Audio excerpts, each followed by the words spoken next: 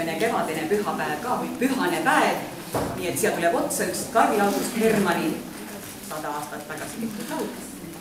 Kevadine pühapäev.